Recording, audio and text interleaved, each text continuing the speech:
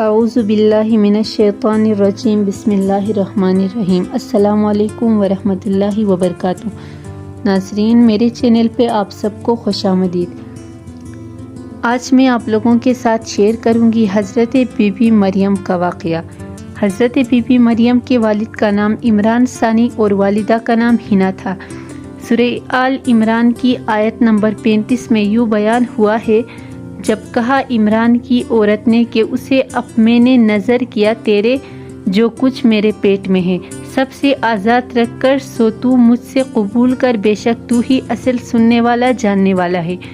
اس وقت کے رواج کے مطابق جو لڑکا اللہ کی نظر کر دیا جاتا تھا وہ نہ تو شادی کرتا تھا نہ ہی دنیاوی مشاغل میں دلچسپی لیتا تھا، صرف عبادت گاہ کی خدمت کرتا اور خود عبادت میں مشغول رہتا تھا۔ بی بی مریم کی والدہ نے بیٹے کے عطا کرنے کی دعا اس لیے کی تھی کہ رواج کے مطابق عبادت گاہ کی خدمت کے لیے صرف لڑکوں کو قبول کیا جاتا تھا، لڑکیوں کے لیے اجازت نہ تھی۔ چنانچہ جب بیٹے کے بجائے بیٹی پیدا ہوئی تو ماں کو فکر ہوئی کہ اس کی نظر قبول نہ ہو گئی، کیونکہ دستور کے مطابق لڑکی نظر کرنے کی ممانعت نہ تھی۔ اس کشمکش میں اللہ سے استدعا کی کہ اے رب، میں نے تو لڑکے کی درخواست کی تھی، لیکن اللہ تعالیٰ کی ذات بابرکات کا علم ہے، وہاں تک انسانی سوچ کیسے پہنچ سکتی ہے۔ اللہ نے جس لڑکی کو پیدا فرمانا تھا اسے دراصل مقدس ماں بنانا مقصود تھا، جس کے بطن سے ایک عظیم الشان مبارک و مسعود بیٹے نے ہونا تھا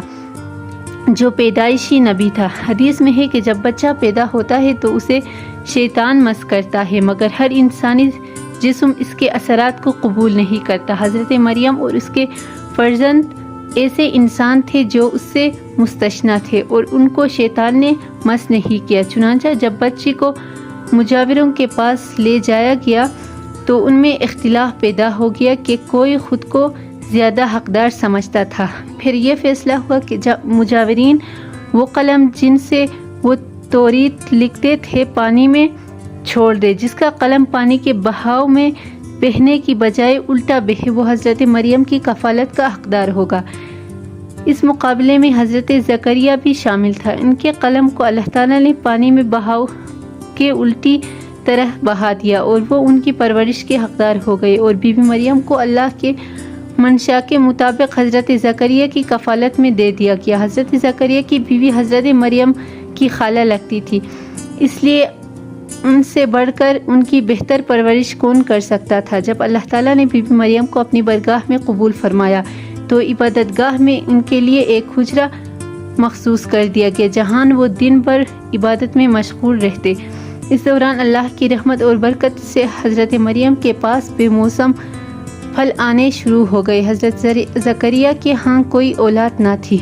بے موسم کے پھل دیکھ کے حضرت زکریا کے دل میں اولاد کی خواہش پیدا ہوئی اور انہوں نے گڑگڑا کر اولاد کے لیے دعا کی، جسے اللہ نے منظور کر کے بیٹا عطا فرما دیا اور ساتھ ہی یحییٰ کا نام رکھنے کا حکم فرمایا۔ اللہ تعالیٰ کی ذات اسباب کی پابند نہیں، جس طرح حضرت مریم کو بے موسم کے پھل عطا کرنا مشکل نہ تھا، اس طرف ایک بانجھ عورت اور بوڑھے کو اولاد عطا کرنا دراصل اس اہم واقعے کی نشاندہی کرتا ہے جو کہ حضرت مریم کے بطن سے رونما ہونے والا تھا، یعنی بن باپ کے بیٹا۔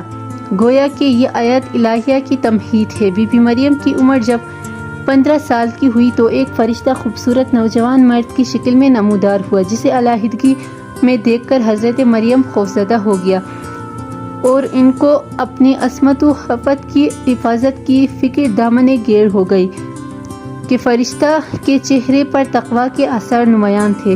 تاہم بی بی نے اپنی عصمت کی حفاظت کے لیے خود کو اللہ تعالیٰ کی پناہ میں دے دیا۔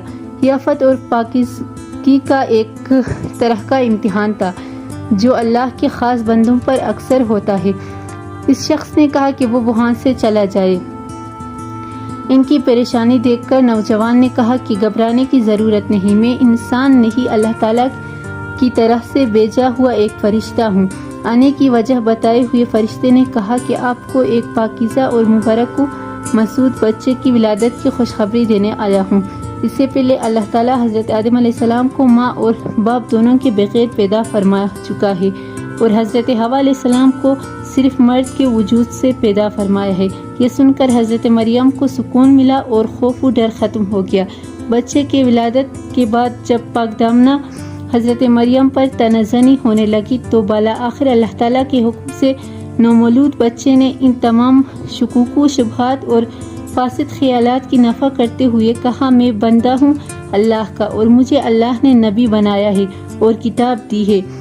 یوں حضرت مسیح نے ماں کی گود میں گفتگو کرتے ہوئے جو اوصاف و خصائل بیان فرمائے، ان سے اس ناپاک تہمت کا رد ہو گئی جو ان کی پاک دامنہ والدہ پر لگائی جا رہی تھی۔ چنانچہ اللہ تبارک و تعالیٰ نے حضرت مریم کی پاک دامنی کی تصدیق حضرت مسیح کی زبان سے کرائی اور ان باطل عقائد کی تردید کرتے ہوئے ان کی پرہیزگاری کی گواہی قرآن کریم میں بھی نزول ہوئی۔